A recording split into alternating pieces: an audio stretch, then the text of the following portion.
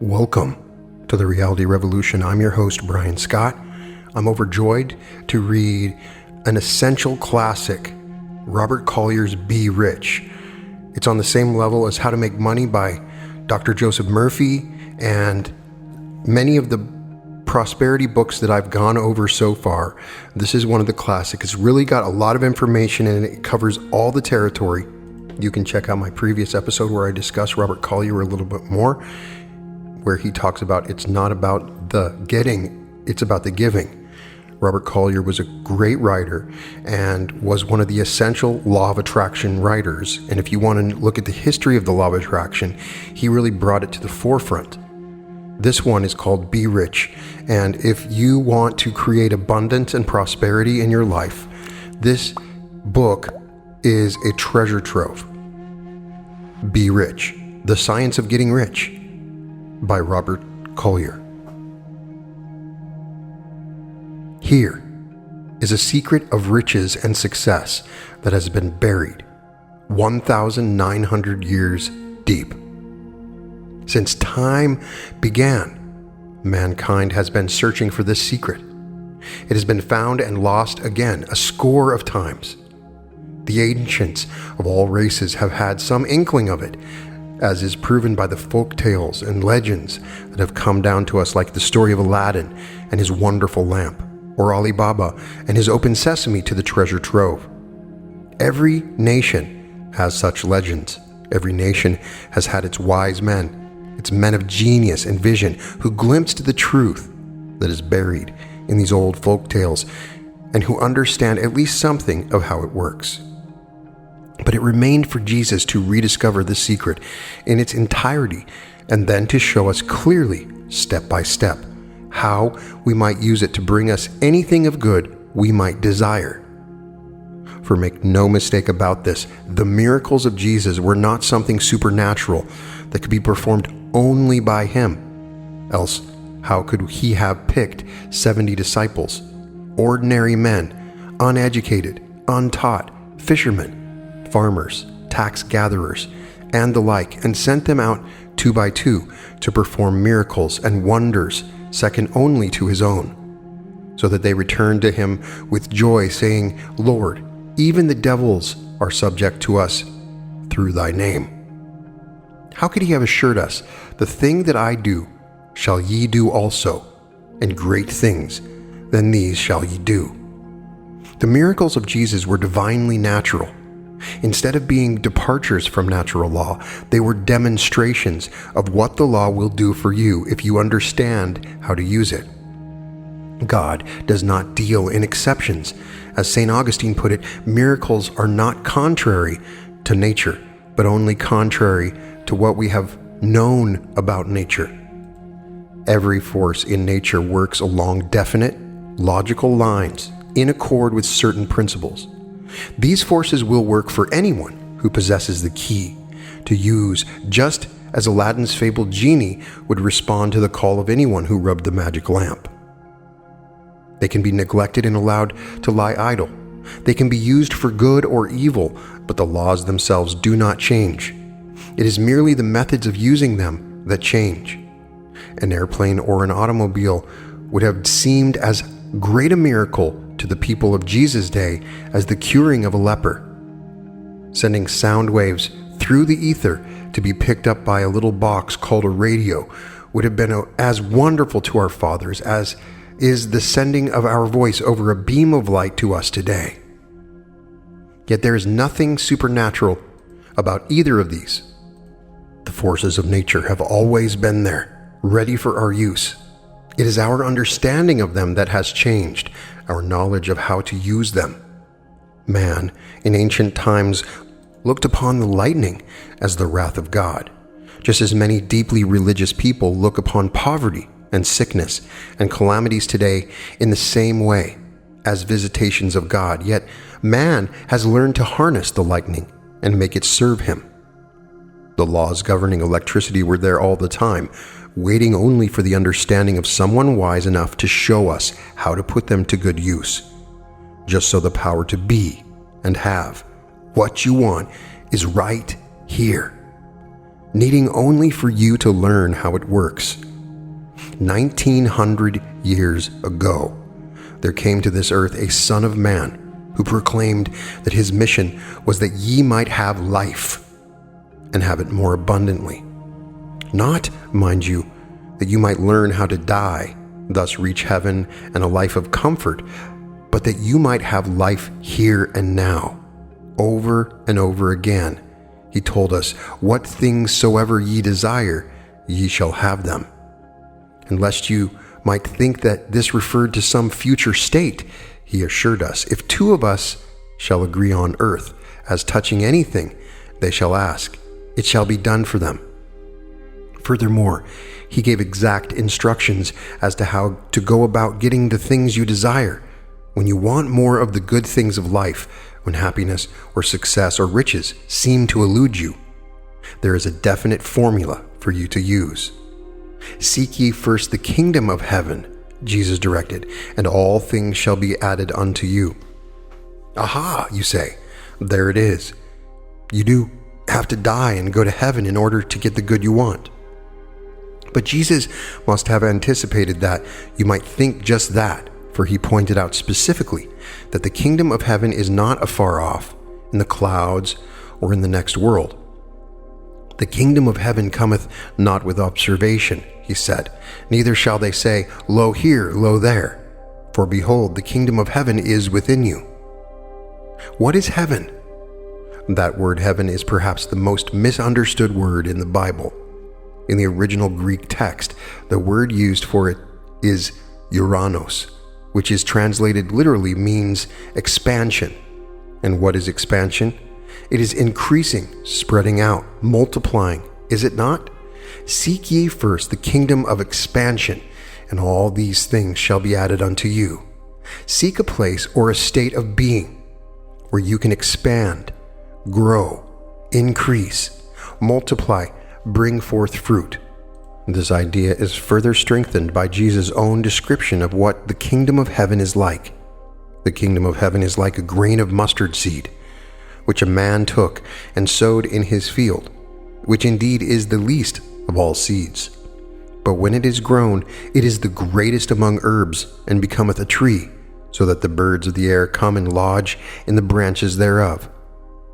The kingdom of heaven is like unto leaven, when a woman took and hid in 3 measures of meal until the whole was leavened.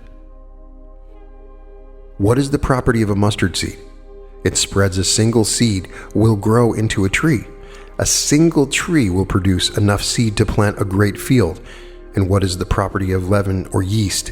It expands in a single night. It can expand 100 times in size. Go back over any of the miracles of increase in the Bible and see if they are not all miracles of expansion. How did Elijah make the oil and meal last? So that 1 measure of oil and a little meal fed him and the widow and her soon for an indefinite period. How did Elisha increase the pot of oil for that other widow who came to him to save her son from bondage, so that she had enough to fill all the vessels she could borrow from her neighbors? By expanding them, did they not? And how can you expand things? We know of only 2 methods. 1, by pressure from within. 2, by heat. If you want to expand something elastic, you can blow air or liquid into it, and thus force it up under pressure, or you can push it out with your hands. But that sort of expansion lasts only as long as the pressure is applied. To produce increased expansion must come from within the object itself, just as it comes from within every seed that grows. Such expansion comes only from heat. To expand water, for instance, you heat it until it becomes steam, and from that expanded vapor you can get power to do greater work that thousands of men or hundreds of horses could do. If you want to expand metal, you can bring it to a white heat, and while in that state you can make of it anything your skill can contrive. If you want to expand coal and draw from it the rich gases and coal tar and dyes and other derivatives hidden under its hard exterior, you have only to heat it, If you want to expand a seed or corn or wheat or any fruit or vegetable and have it grow and bring forth fruit and multiply, you must plant and water it so it will heat and burst its shell and send its shoots upward. In short, the one prerequisite in the expansion of any element from within seems to be heat. But how can we use heat to expand our riches? Should we then throw everything into the fire and hope to get our increase from the flames? By no means. Certainly, that was not the way Jesus did it, nor the prophets. They used heat, but it was a different kind of heat. It was the heat of love, of praise, and blessing fanned by the breath of faith. Take the time, for instance, when the multitudes had followed Jesus out of the cities into a desert place. In front of him stood 5,000 hungry people. To feed them, Jesus had only 5 loaves and 2 small fishes. What did he do? He first blessed the bread and the fishes. He praised them. He thanked God for them. You who have worked with people, especially with children or simple-minded folk, know the effects of praise. Children expand under it. They do things they would otherwise find impossible. It seems to increase their energy. Certainly it taps well springs that are ordinarily close to them. The same is true in the handling of animal or people. A famous sales manager was having difficulty with his men. Their sales had slumped, and all his prep talks, his urgings, his threats had failed to bring them up again. He put up a large electric sign in the main corridor of his building where everyone who came through would see it.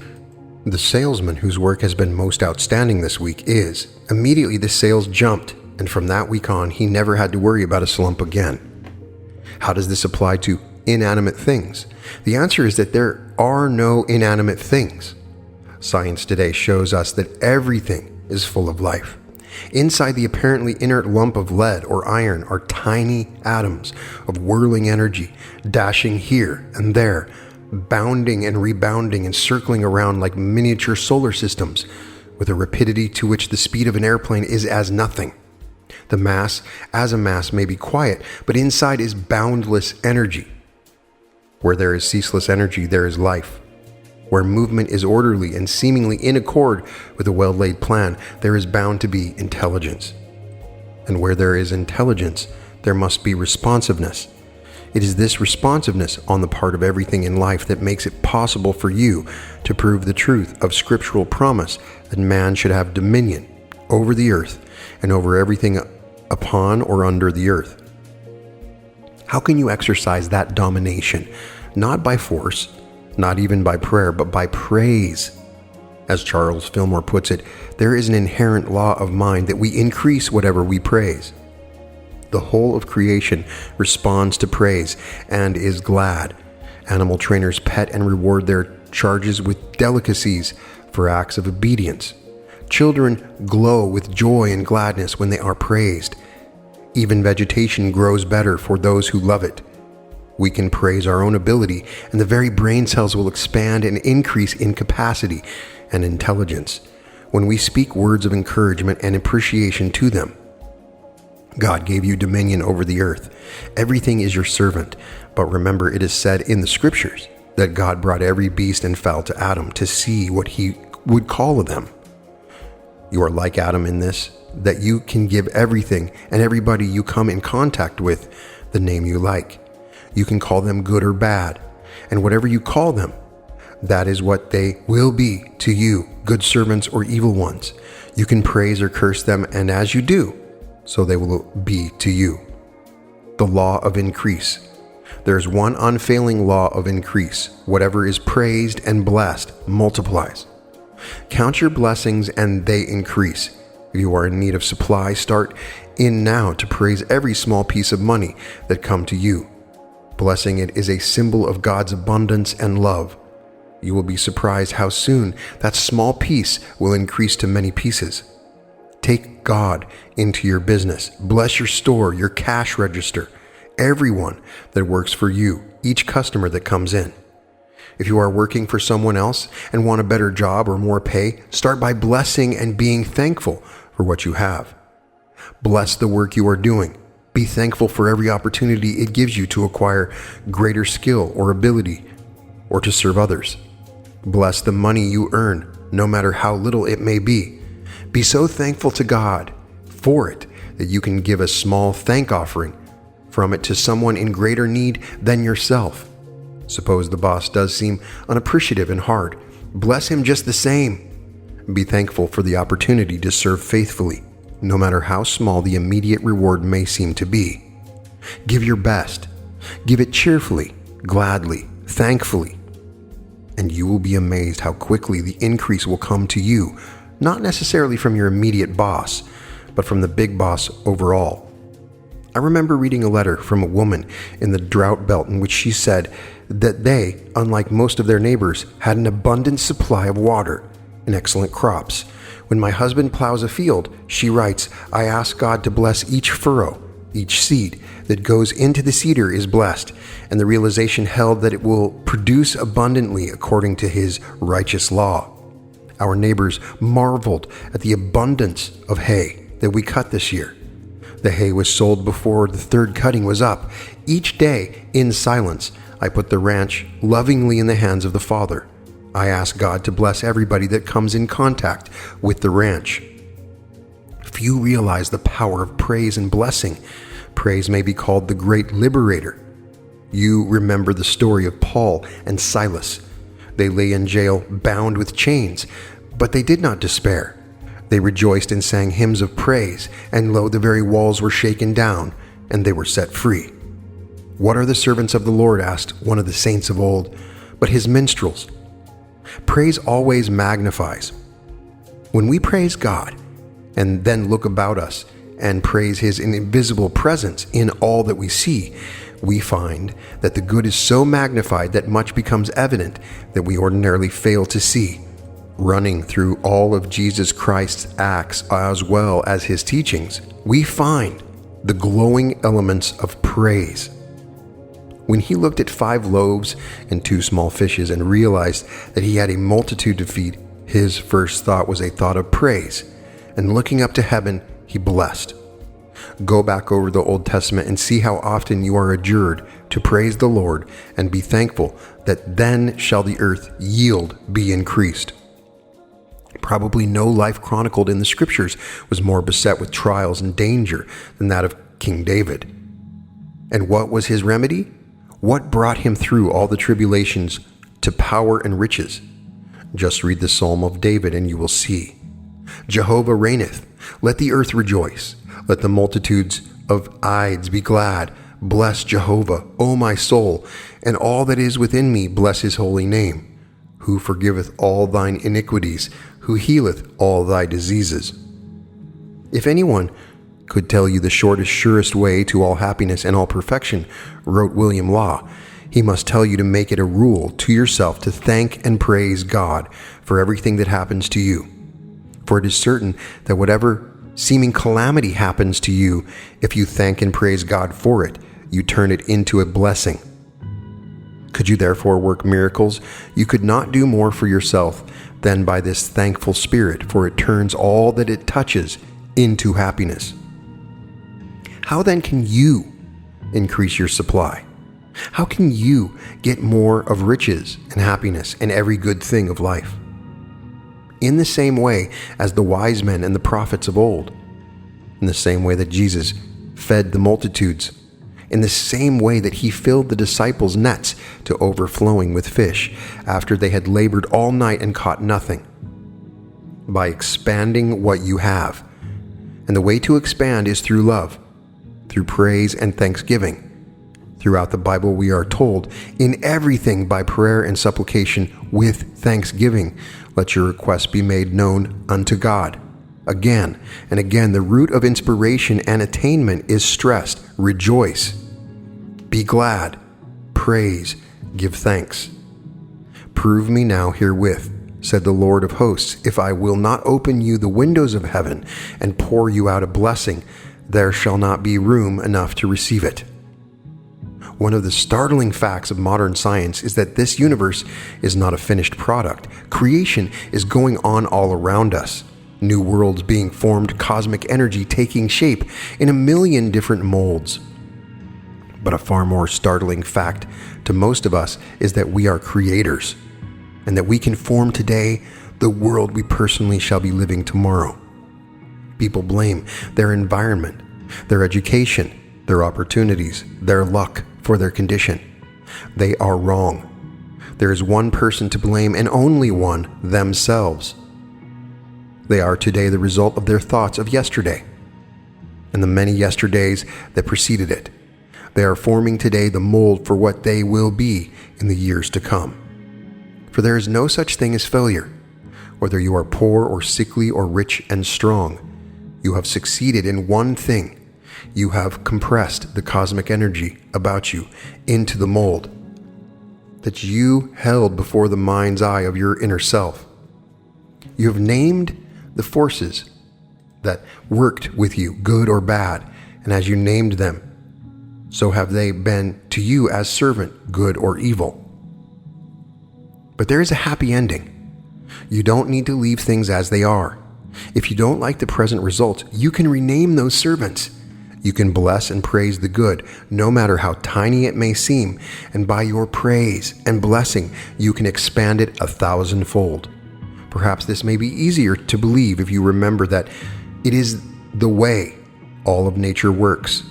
Take the mineral kingdom. A group of cells shows cohesion, or the ability to stick together. Why? Because all are of the same kind, the electronic life in them revolving at the same rate. In like manner, they possess the ability to repel any other kind of cell that may attempt to join the group, because the rate of motion in those other cells is different. In the vegetable kingdom, the process of selection is greater. Each group of cells attracts to itself from its immediate environment all those cells that are exactly like those forming that particular plan, and it repels all other.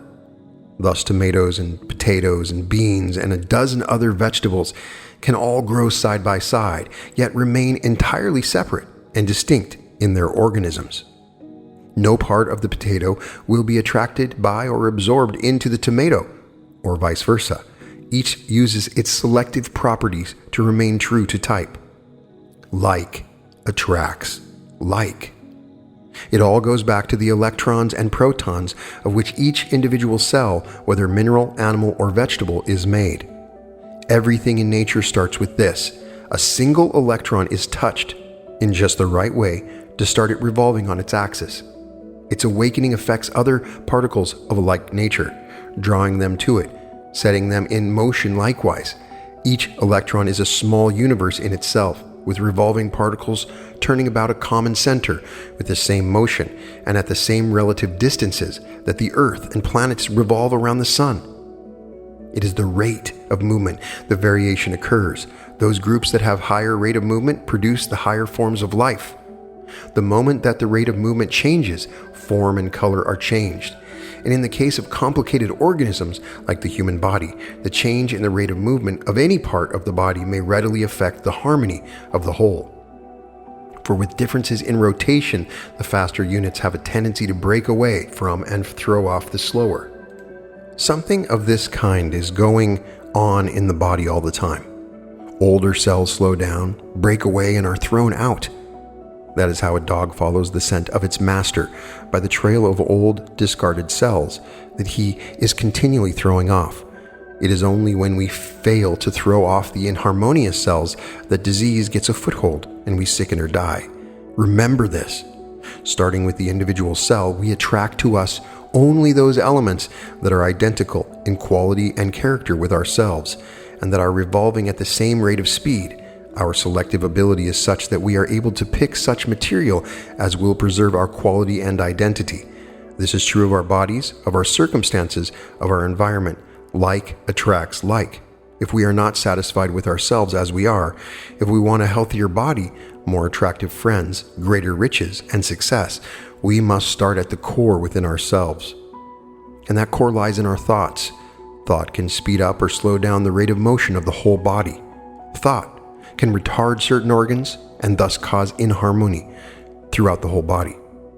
Thoughts of anger, fear, worry, envy, hatred, or discouragement can create such inharmony as to bring about cancerous growths in the body as well as disaster in one's affairs.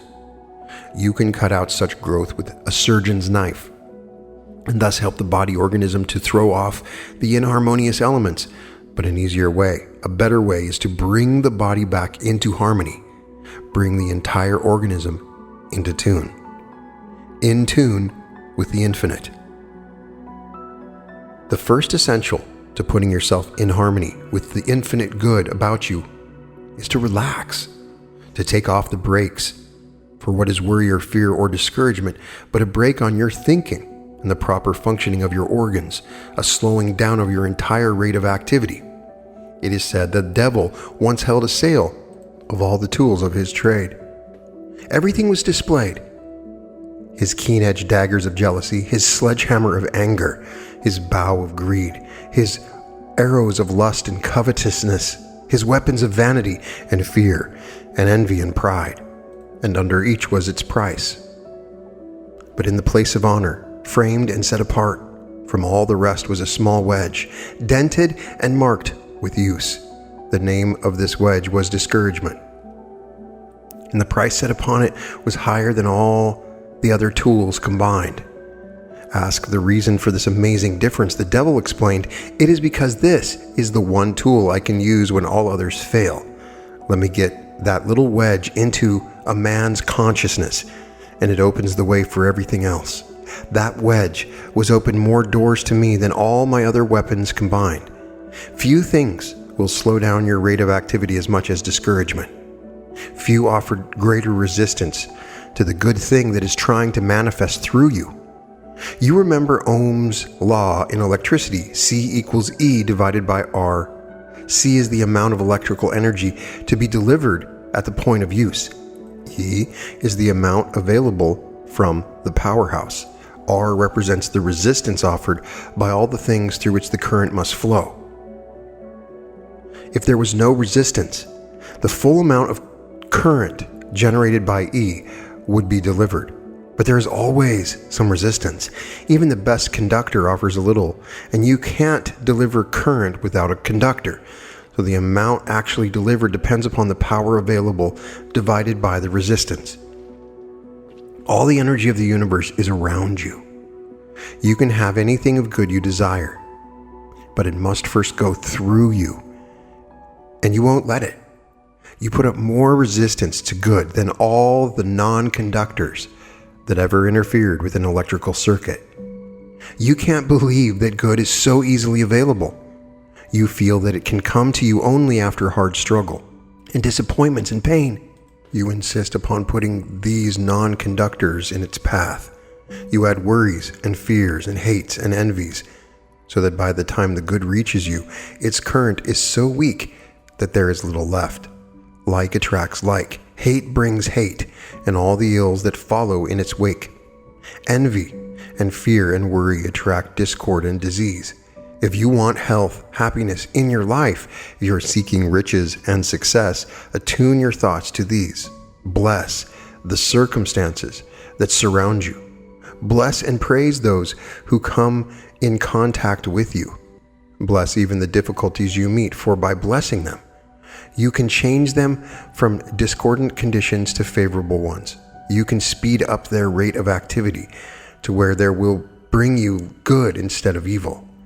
It is only lack of responsiveness to good that produces the lack in your life. Good works on the plane of expansion. Good revolves at a high rate of activity. You can key your activity to the same rate by an expectant, confident state of mind. You can bring all your surroundings and circumstances up to the same level by blessing them, praising the good in them. Remember, the basic magnet lies in your own thoughts.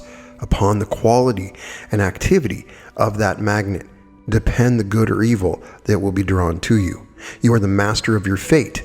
You are the architect who determines the materials that are to be used in making your life and your circumstances.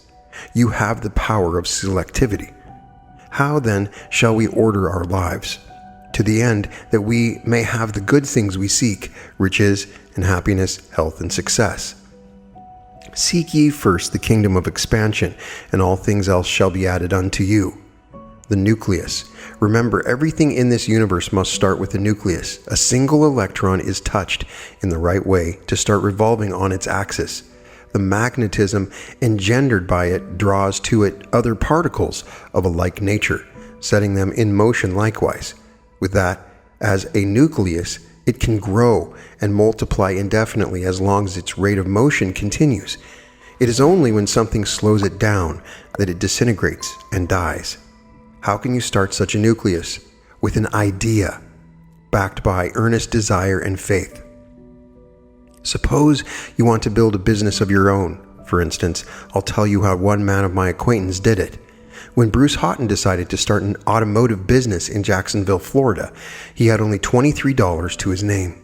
With $14.40 of his capital, he bought some tools. Then he rented the 2-car garage in the backyard of the house, where he had secured a room and set up his sign. He did not depend upon the sign, however, to bring in business. He figured that he was the only one who could do that. So he called upon a number of professional men and told them of the personal service he could give their cars, which they could not get elsewhere. In odd moments during the next few weeks, he continued those calls. Thereafter, he used letters and postcards to tell more people about his distinctive service. At the end of the first 30 days, he had a net return from his investment of money, work and brains of $476.80, with an overhead expense of only $50. That was in the spring. By June, he found that he needed bigger quarters, for 591 regular customers were already coming to his backyard garage for service they could not buy elsewhere. In February of the following year, he had to move again, this time to a corner in one of the best parts of the city. A year later, he moved a third time closer by 5 blocks to the business section. Within easy reach of the big office building where the larger part of his clientele was located, and 10 times as big as his last place. Not only that, but he started a motor club that soon had 50 branches all over Florida and Georgia. In these garages, his products were sold, his name became known, his service was talked about. And all of that on a capital of $23. On that and an idea and work, and a thorough belief in his ability to render a better service than anyone else could give. But perhaps you will say, he had a special skill. He was a good auto mechanic. I have no particular skill or ability. What am I to do? Find some way of serving people better or more economically than it is now being done. Then learn how to do it, even though it means putting off the carrying out of your idea for months or even years. With all the free night schools and public libraries of today, there is no excuse for not being able to learn anything you want to know.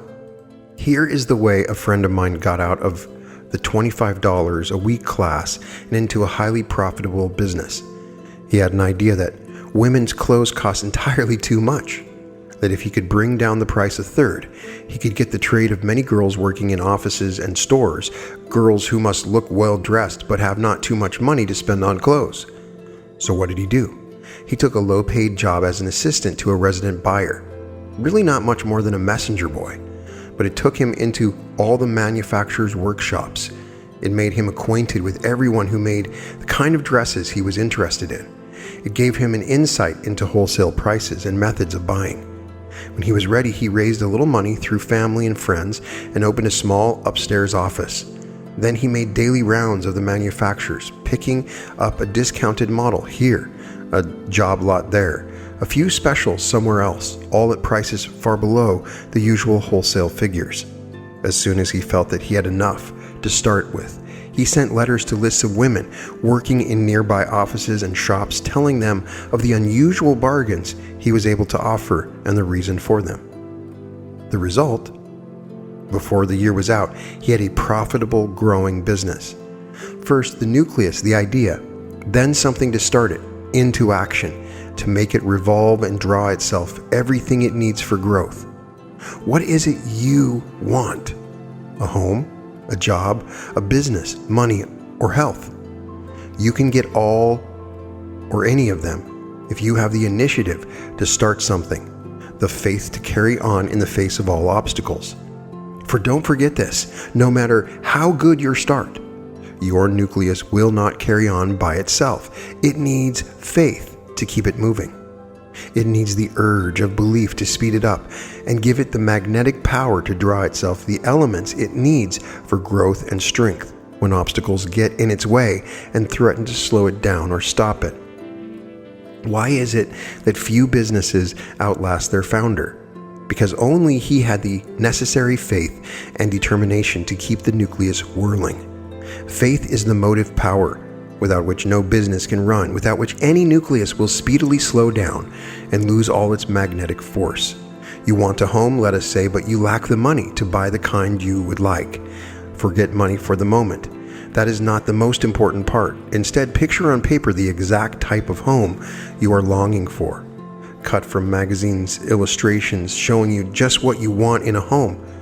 The type of architecture, the construction, the grounds, the different rooms, even the furnishings. Put your dream house on paper. That is your nucleus. Now start it whirling. Now give it life. How? By doing something towards bringing that home into materialization. One woman got a board and nails and started to make a kitchen shelf. Another went to the 5 and 100 store each day and bought some item for the kitchen. Do something to show your faith. Do something to start your nucleus into action, and continue to do little things. Not only that, but every time you look upon the picture of your dream home, admire it. Be thankful for it. Believe in it. As your faith is, so shall it be unto you. For it is your faith that provides the propelling force to your nucleus and gives it power to draw to it every element needed for its growth and fruition. As Lord Bulwer Lytton put it, nothing can defeat the resolute mind of even a peasant who believes. Suppose you want to sell something. Perhaps it is an idea you have for improving the business, and you want to convince the boss of its value. Perhaps it is a car or an insurance policy or some other product that you feel some particular prospect should buy. Perhaps you want to sell some girl the idea that you would make her the ideal husband. How shall you go about it? By selling yourself first. Every sale of whatever kind must be made in your own mind first. Stand in front of a mirror and talk to the image reflected there. Sell him. Give him every argument you would give your prospect. Then look him in the eye and ask him, do you believe this? If he does not, depend upon it, your prospect will not. But if you can truly convince that man in the mirror, if you can look him in the eye and talk to him honestly, sincerely, convincingly, and have him nod in agreement with you, then believe me, you can sell anyone. You have put life into your nucleus. You have started it whirling. You can call on your prospect, whoever he is, with the confident assurance that your sale is made. It may not be accomplished on the first visit. It may not be done on the second. Your nucleus may have to draw to itself other elements to complete the transaction.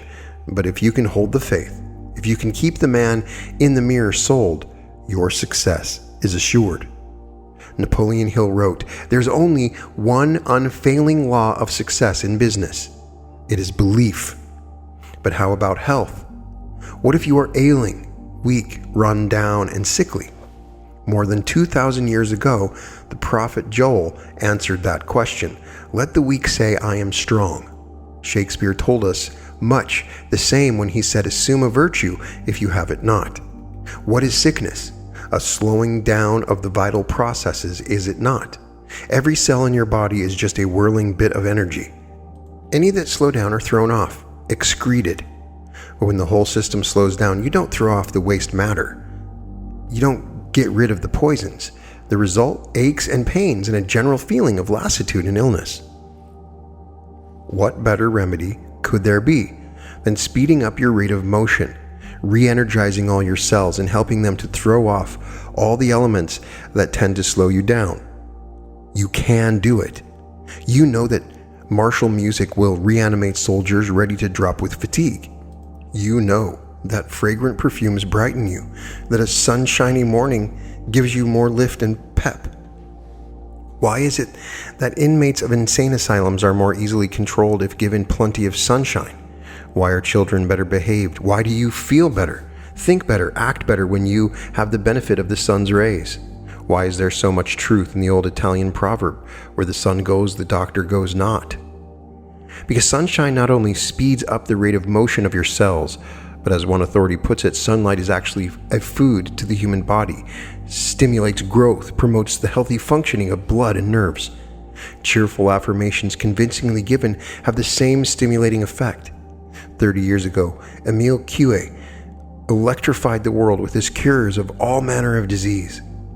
Nobody ought to be sick, he proclaimed, and proceeded to prove it by curing hundreds who came to him after doctors had failed to relieve them. Not only that, but he showed how the same methods could be used to cure one's affairs, to bring riches instead of debts, success instead of drudgery. What was back of his success? A law as old as the hills, a law that has been known to psychologists for years. The law that the subconscious mind accepts as true. Anything that is repeated to it convincingly and often, and once it has accepted such a statement as true, it proceeds to do everything in its power to make it true. You ask a friend how he is, and he carelessly answers, "I am sick. I am poor. I am unlucky," never stopping to think that by those very words he is fastening misfortune upon himself, suggesting to his subconscious mind that it proceed on the assumption that he is sick or poor or weak or unfortunate. Therefore I say unto you, what things soever ye desire when ye pray, believe that ye receive them, and ye shall have them. That was the advice of the master psychologist of all time, the great healer, the worker of miracles. Again and again, he assured those he cured that it was their faith that made them whole, and where such faith was lacking, as when he went back to the home of his childhood in Nazareth, it is written that there he did my works. But how, you may ask, can you work up such faith? There are two ways. The first is through affirmations, claiming the thing you want, telling your subconscious that you have it, and keep on telling it in such convincing tones that it finally accepts the statement as fact and proceeds to bring it into being. That was Coué's way, his every day and every way I am getting better and better, or richer and richer. Helped many people. But if you want the best results, add this second factor. Stand in front of your mirror, look your reflection in the eye, and talk to it as you would if you were a salesman. And upon you selling the man in the mirror depended upon everything important in your life, for it does. If it is health you want, use some such affirmation as this: I am energy. I am strength. I am power. I am filled and thrilled with omnipotent life. The vitality of God permeates every fiber of my being. I am well and whole in every part of my body. The grace and poise of our Lord Jesus Christ enfolds me. O living Father, this is thy holy temple. Thou art making it a perfect dwelling place from which shall radiate thy healing love and wisdom to all mankind. Father, thou art glorifying me that I also may glorify thee. Tell him that and believe it. When you can convince him that you do believe it, you will be well. Here is another potent affirmation. Life abundant quickens me now. Love all-powerful heals me. God's strong, pure life is now active in and through every cell in my body. His perfect image of my every organ is now vitalized in me in perfect form. By the power and authority of Jesus Christ, every cell in my body is vitalized and restored. I have come to him, and I am healed. Money, success, happiness can all be won in the same way. They all start with a nucleus, an idea, an ambition, a desire. They all require you to do something to start that nucleus revolving around its axis and drawing to itself the elements necessary for its growth and successful completion. They all need faith to speed up the rate of motion and keep the nucleus growing. Faith is the great impelling force. If thou canst believe, all things are possible unto you. There is magic in believing. Professor William James of Harvard, the greatest psychologist America has known, declared that belief is oftentimes the only thing that can assure the successful conclusion of doubtful undertaking. Man's faith acts upon all the forces about him to bring into being the results that he images and believes in. You can readily understand that when you realize that it is only faith that can keep the nucleus of an idea or business going, if obstacles beset its path, you must hold to your image of the completed undertaking. You must see it successful in your mind's eye. You must believe in it. How did God create the heavens and the earth and everything that in them is? You read in the scriptures that God made every plant of the field before it was on the earth, and every herb of the field before it grew. How did he do it? In the same way that he made man. In his image created he him. He imaged man in his mind. As the psalmist put it, "In thy book all members were written, when as yet there were none of them." You read in St. John, "In the beginning was the Word." What is a word? A mental image, is it not? In the beginning was the mental image. That is the way everything in it is created right down to this day, from the building of a house to the laying of a transcontinental railway. Do you remember the story of Jacob? He agreed to serve his uncle Laban 7 years to win the hand of Laban's daughter, Rachel, in marriage. But through the guile of Laban, Jacob had to serve a second 7 years. Even then, Laban begged him to tarry longer and agreed to pay him as wages all the speckled and spotted cattle and all the brown cattle among the sheep and the speckled and spotted among the goats. Since Laban first removed from the herds all cattle of this kind, the chances of Jacob's getting rich on the speckled offspring of solid-colored cattle seemed poor indeed. But Jacob evidently knew the power of imaging, of visualization. For what did he do? And Jacob took him rods which he had piled before the flocks in the gutters of the watering troughs when the flocks came to drink, that they should conceive when they came to drink. And the flocks conceived before the rods, and brought forth ring-staked, speckled, and spotted. And Jacob did separate the lambs, and set the faces of the flocks toward the ring stand, and all the brown in the flock of Laban. And he put his own flocks by themselves, and put there not unto Laban's cattle. And it came to pass, however, the strong cattle did conceive, that Jacob laid the roats before the eyes of the cattle in the gutters, that they might conceive among the rods. But when the cattle were feeble, he put them not in, so the feeble were Laban's and stronger Jacob's. And the man increased exceedingly, and had much cattle and maidservants and manservants and camels and asses. In everything God created, the word or mental image came first, then the material form. And that is the way it is with you. Get the right image in your mind, put your faith in it, and you can bring it into being. You control your destiny, your fortune, your happiness, to the exact extent to which you can think them out. Visualize them, see them as already yours, allow no vagrant thought of fear or worry to mar their competition and beauty. The quality of your thought is the measure of your power. The source and center of all man's creative power, writes Glenn Clark, the power that above all others lifts him above the level of brute creation and that gives him dominion, is his power of making images, or the power of the imagination. There is a very real law of cause and effect which makes the dream of the dreamer come true. It is the law of visualization and belief, the law that calls into being in this outer world everything that we truly believe to be real in the inner world. Imagination pictures the thing you desire. Action starts your nucleus whirling and growing. Belief gives magnetic power to it, enabling it to attract to itself every element it needs to bring it into reality. It reaches beyond the thing that is, into the conception of what can be. Imagination gives you the picture. Belief gives you the power to make the picture of your own. Make your mental image clear enough. Picture it vividly enough. Give it action and belief, and all the powers of the universe will join to help you bring it into being. That law holds true of everything in life. There is nothing you can rightfully desire that cannot be brought into being through visualization, action, and belief. The keynote of successful visualization is this: see things as you would have them be instead of as they are. Close your eyes and make clear mental pictures. Make them look and act just as they would if they were real. In short, daydream purposefully. Then put foundations under your dreams with your belief. As James Allen put it, dream lofty dreams. And as you dream, so shall you become. Your vision is the promise of what you shall one day be. Your ideal is the prophecy of what you shall at last unveil. The mental image is what counts. Be it for good or ill, it is a devastating or beneficent force, just as you choose to make it.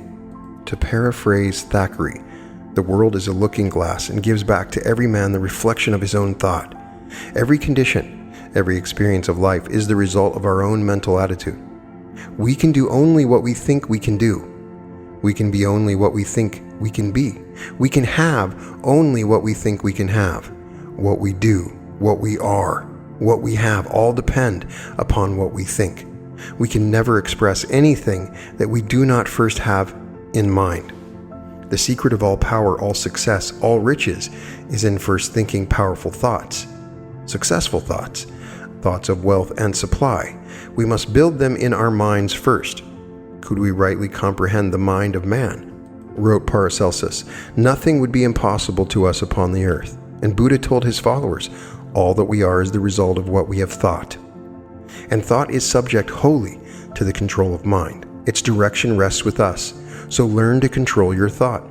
Learn to image upon your mind only things you want to see reflected in your outer circumstances. Our achievements of today are but the sum of our thoughts of yesterday. Remember, you can have anything you want if you want it badly enough. You can be anything you want to be, have anything you desire, accomplish anything you set out to accomplish. If you will hold to that desire with singleness of purpose, if you will understand and believe in your own powers to accomplish. Just as the first law of gain is desire, so the formula of success is belief. Believe that you have it. See it as an existent fact. And anything you can rightly wish for is yours. Belief is the substance of things hoped for, the evidence of things not seen. It is your belief in yourself that counts. It is the consciousness of dominant power within you that makes all things obtainable. You can do anything you think you can. This knowledge is literally the gift of the gods, for through it, you can solve every human problem. It is the open door to all good that you desire. But do not let doubts or fears creep in. Remember the admonition of St. James, he that wavereth is like a wave of the sea driven with the wind and tossed. Let not that man think that he shall receive anything of the Lord. Baudouin said the same in different words. To be ambitious for wealth, and yet always expecting to be poor, to be always doubting your ability to get what you long for, is like trying to reach east by traveling west. There is no philosophy which will help man to succeed when he is always doubting his ability to do so, and thus attracting failure. You will go in the direction in which you face. There is a saying that every time the sheep bleats, it loses a mouthful of hay. Every time you allow yourself to complain of your lot, to say, I am poor, I can never do what others do, I shall never be rich, I have not the ability what others have, you are laying up so much trouble for yourself. No matter how hard you may work for success, if your thought is saturated with the fear of failure, it will kill your efforts, neutralize your endeavors, and make success impossible. Learn to control your thought. Learn to image upon your mind only the things you want to see reflected in your outer circumstances. Your achievements of today are but the sum of your thoughts and beliefs of yesterday. Your chances of success in any undertaking can always be measured by your belief in yourself. Suppose your surroundings are discouraging. Just bear in mind that your real environment is within you. All the factors that make for success or failure are in your inner world. You make that inner world, and through it, your outer world. You can choose the material from which to build it. The richness of life is within you. No one has failed as long as he can begin again. So start now to do the things you feel you have it in you to do. Ask permission of no man. Your belief that you can do the thing gives you thought force power. Fortune waits upon you. Seize her boldly, hold her, and she is yours. She belongs rightfully to you. The men who have made their mark in this world all had one trait in common. They believed in themselves. So what do you want most from life? Whatever it is, you can have it. If you can believe in it, if you can see in it in your mind's eye as yours, you must be able to hold it in your thought, visualize it, see yourself having it. You must make your model clear-cut and distinct. 1.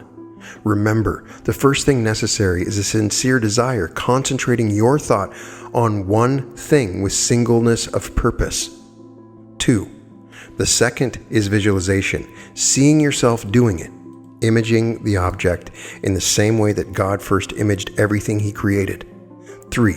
The third essential is to take whatever action is necessary to start your nucleus revolving and growing. 4. Next is faith, believing that you have the thing you want, affirming constantly to your image in the mirror that you are rich or successful or healthy or happy. Not that you are going to be, mind you, but that you are. 5. And the last is gratitude. Gratitude for this thing that you have received, for the power that enabled you to create it, for all the gifts that mind has given you in such profusion. Thank God that you have received. The law of attraction. What is the greatest evil in the world today? What causes more misery, more sin, than all other vices combined? What is the worst enemy of morality and peace and happiness that mankind knows? Poverty. Poverty is responsible for most commercialized vice. Poverty fills our prisons with thieves and murderers. Poverty causes most disease. Poverty is back of 9/10 of the unhappiness and misery in the world. It drives men to drink and to suicide, women to that and more. It makes people do things that otherwise they would look upon with loathing. Poverty is a vice. It is true that some of the churches still catalog it among the virtues, but that is a relic of the old feudal days when the few had all the riches and the many were left to wallow in misery. To keep the masses from revolution, it was necessary to teach them that God ordered it thus.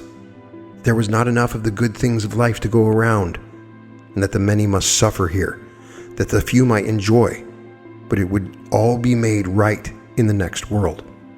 We know that this was mere pap to keep the masses quiet. We know that if, as the Master said, a tree is known by its fruit, poverty is as bad as the deadly upas tree of Java, which kills even the birds with its poisonous exhalations. We know that for every individual to whom poverty has acted as a goad to high achievement, 1,000 others have spent lives of squalor and misery.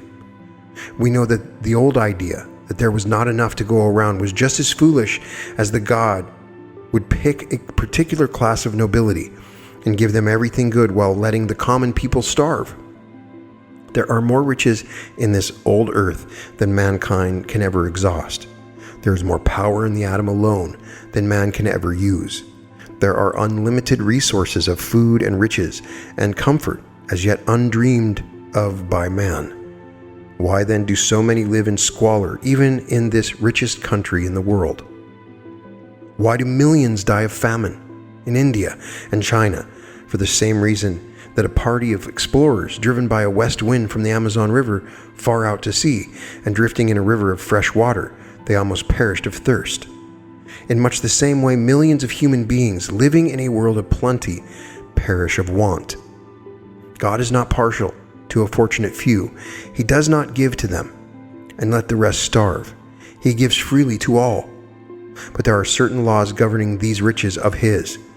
There are rules that must be complied with, and until you learn the rules, you are like Alibaba without the magic. Open sesame to open the doors of the treasure trove. You've heard of Einstein's law of relativity, and you probably wondered at times why such a to-do should be made over an obscure scientific law that could have no bearing as far as you could see upon everyday life. But do you know that Einstein's theory is as important to you as any law in the land? For on what is his theory based? First, that there is only one material in the universe. Second, and this is the part with a direct bearing upon you, there is only one fundamental law of universe. That law is the law of attraction. Perhaps you will get the connection more readily if I give you this law as it is expressed in the Bible. There it reads, "To him that hath shall be given, and from him that hath not shall be taken away even that which he hath." To put it in ordinary everyday language, Einstein's law of the universe and the biblical precept both mean that you must either be an attractor, drawing things to you, or else be willing to sit back and see everything that is yours attracted to some stronger personality. Does that seem unjust? If so, it is still the way that all of nature works. Take any seed of plant life. Take an acorn, for instance. You put it in the ground, plant it. What happens? It first gives all the elements it has within itself to put forth a shoot, which in turn shall draw from the sun and the air the elements that they have to give, and at the same time it puts out roots to draw from the earth the moisture and other elements it needs for growth. Its top reaches upward to the sun and air. Its roots burrow deeply into the ground for the moisture and nourishment. Always it is reaching out. Always it is creating a vacuum, using up all the materials it has on hand, drawing to itself from all about every element it needs for growth. Time passes. The oak tree stops growing. What happens? In that moment, its attractive power ceases. Can it then live on the elements it has drawn to itself and made a part of itself through all those years? No, indeed. The moment growth stops, disintegration starts. Its component elements begin to feel the pull of the growing plants around them. First, the moisture drains out of the tree, then the leaves fall, the bark peels. Finally, the great trunk crashes down to decay and form soil to nourish the growing plants around. Soon, of the noble oak, nothing is left but the enriched soil and the well-nourished plants that have sprung from it. The fundamental law of the universe is that you must integrate or disintegrate. You must grow or feed others who are growing. There is no standing still. You must speed up your rate of motion until you are attracting to yourself all the unused forces about you, or you must give your own to help build some other man's success. To him that hath shall be given. To him that is using his attractive powers shall be given everything he needs for growth and fruition. From him that hath not shall be taken away even that which he hath. The penalty for not using your attractive powers is the loss of them. You are demagnetized and like a dead magnet surrounded by live ones. You must be content to see everything you have drawn to yourself taken by them, until eventually even you are absorbed by the resistless force. That is the first and fundamental law of the universe. But how are you to become an attractor? How are you to make your start in the same way that it has been done from the beginning of time? Go back to the first law of life. Go back to the beginning of things. You find nature logical in all that she does. If you want to understand how she works, study her in her most simplest and elementary forms. The principle established here holds good throughout the universe. The methods there used are created by all things, from the simplest to the most complicated. How, for instance, did the earliest forms of cell life, either plant or animal, get their food? By absorbing it from the waters around them? How does every cell in your body, every cell in plant or tree or animal, get its food today? In exactly the same way, by absorbing it from the lymph or water surrounding it. Nature's methods do not change. She is logical in everything. She may build more complicated organisms. She may go in for immense size or strange combinations, but she uses the same principles throughout all of life. Divide and grow. Now, what is nature's principle of increase? From the beginning of time, it has been divide and grow. That principle, like every other fundamental law of nature, is the same in all of life. It has remained unchanged since the first single-celled organism floated on the surface of the primordial sea. It is the fundamental law of increase. Take the lowest form of cell life. How does it grow? It divides. Each part grows back to its original size. Then they in turn divide and grow again. Take the highest form of cell life, man. The same principle works in exactly the same way. In fact, it is the only principle of growth that nature knows. How does this apply to your circumstances, to the acquisition of riches, to the winning of success? Look up any miracle of increase in the Bible, and what do you find? First division, then increase. When the widow of Zarephath told Elijah she had only a handful of meal and a little oil, he made her make from these a cake and give it to him. After that, to make herself and her son. She did so, and it is written that the barrel of meal wasted not, neither did the oil fail. When another widow came to Elisha to beg that he save her sons from bondage for debt, he asked her, "What hast thou in the house?" And when she answered, "Not save a pot of oil," he bade her borrow vessels from the neighbors and pour out the oil into them. In other words, start the flow, and so long as she had vessels to receive it, the oil kept flowing. When the multitude lacked for bread, and the apostles came to Jesus to ask what they should do, he said, "How many loaves have you?" And when they told him 5 and 2 fishes, he blessed and broke the loaves and gave them to set before the multitude, and the fishes divided. He among them all, and they did eat and were filled. And they took up 12 baskets full of the fragments. In each case, God required that they start the flow, that they give what they had in perfect faith. When Russell Conwell was building the famous Baptist temple in Philadelphia, his congregation was poor and greatly in need of money. Through prayer and every other means known to man, Conwell was constantly trying to help his flock. One Sunday it occurred to him that the old Jewish custom had been, when praying to God, to first make an offering of the finest lamb of the flock, or of some other much prized possession. Then, after freely giving to God, prayer was made for his good gifts. So instead of first praying and then taking up the collection, as was the custom, Conwell suggested the collection be taken first, and that all who had special favors to ask of the Creator should give freely as a thank offering. A few weeks afterwards, Conwell asked that those who had made offering on this occasion should tell their experiences. The results sound unbelievable. One woman had an overdue mortgage on her home, found it necessary to call in a plumber the following week to repair a leak. In tearing up the boards, he uncovered a hiding place where her late father had hidden all his money, enough to pay off the mortgage and leave plenty over. One man had got a much-needed job, a servant some dresses she badly wanted, a student the chance to study for his chosen vocation, while literally dozens had their financial needs met. They had complied with the law. They had sown their seed freely, and they reaped the harvest. Many people will tell you, "I don't see why God does not send me riches. I have prayed for them and promised that if I get them, I will use them to do good." God enters into no bargains with man. He gives you certain gifts to start, and upon the way you use these depends whether you get more. You've got to start with what you have. It's no use saying you have not enough to be worth starting with. Just remember the parable of the talents. The servant who was given 5 talents put them out at interest and made more, as did the one who was given 2 talents. The servant who received only 1 talent felt that it was too little to do much with, so he buried it. And you know what happened to him when the master came back. You have a mind.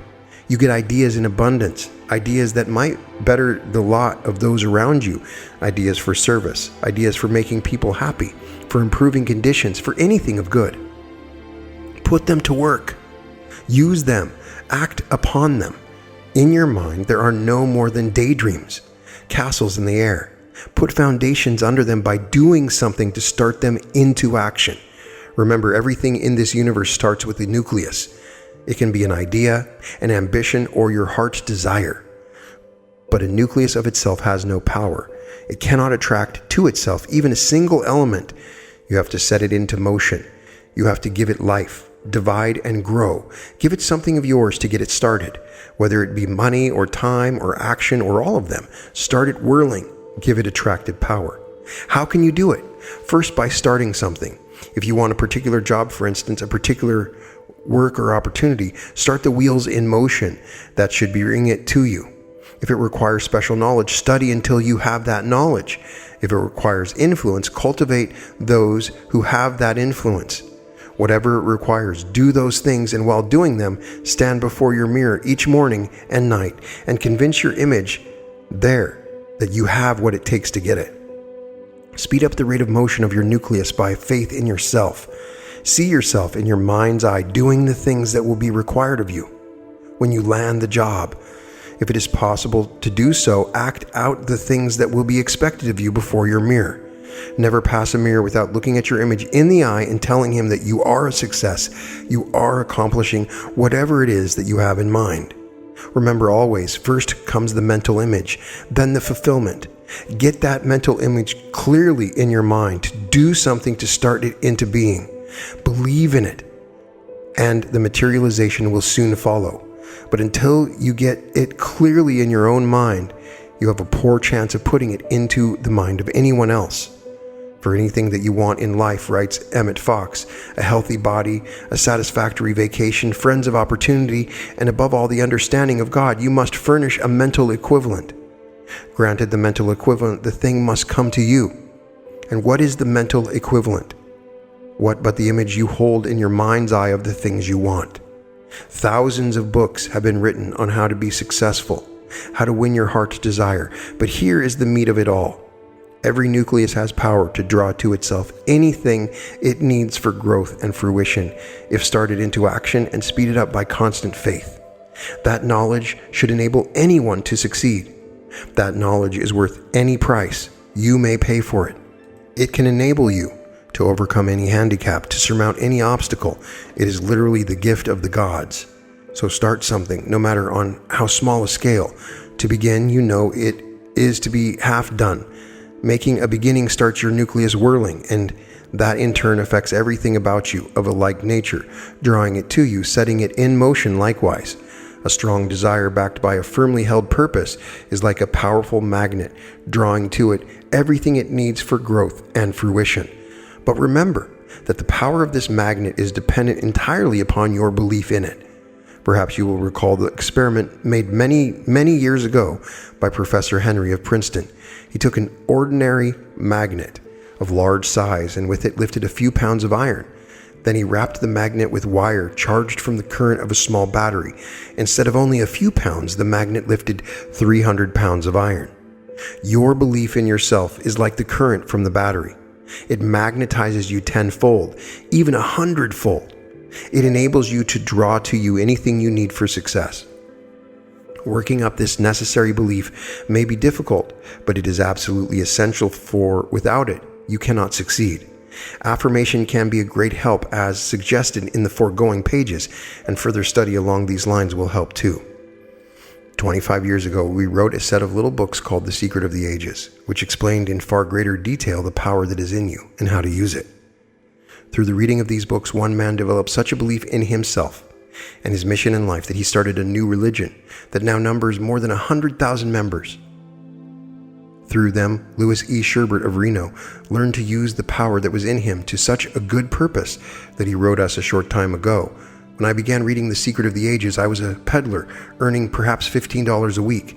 Since then, thanks to Robert Collier, I have enjoyed many $25,000 years of prosperity. Through these books, M.D. Crouch found the inspiration that enabled him to start a new company, which made him more than $100,000, where his previous income over a period of years had only been $7,500 a year. There were hundreds more who wrote in similar vein, so that the commercial reporter said of them, "These little books have changed hundreds of lives from humdrum drudgery, business worry, and unsettlement into sunshine and achievement. This book has been the greatest help and influence that ever came into my life," wrote K.W.U. of Montgomery, Alabama. "I've accomplished wonders by the application of its teachings." We believe that you, too, could accomplish wonders with its help. But whether you send for it or not, use what we have given you here in this book. You may find it easier if you have one or two friends working with you. You remember Jesus told us, "If two of you shall agree as touching anything they shall ask, it shall be done unto them. For when 2 or 3 are gathered together in my name, there am I in the midst of them, and I shall grant their request." Remember, though, on the great clock of time there is only one word, now. If your expectations of health or abundance are all for the future, you may get them in the distant future, but never now. You will never quite catch up with them. Behold, now is the day of salvation. What will carry you to your goal tomorrow will carry you there much more surely today. Delays pay no dividends. Remember those lines of Goethe. Are you in earnest? Seize this very minute. What can you do or dream you can? Begin it. Boldness has genius, power, and magic in it. only engage, and then the mind grows heated. Begin, and then the work will be completed. The Book of Gold. If you have faith in God or man or self, say so. If not, push back upon the shelf of silence all your thoughts till faith shall come. No one will grieve because your lips are dumb. Ella Wheeler Wilcox. In your own self lies destiny. Let this vast truth cast out all fear and prejudice, all hesitation. Know that you are great. Great with divinity, so dominate environment and enter into bliss. Ella Wheeler Wilcox. And that is Be Rich by Robert Collier. A simple book, but very motivational and inspiring, and very important lessons that come from the teachings of the Bible itself. You can increase whatever you have. If you have $1, that's all you need. Just as Jesus had the loaves and a few fish, and he was able to increase it. Or the story with Elisha and the oil. It's all right here. The law of increase is the fundamental part of this book.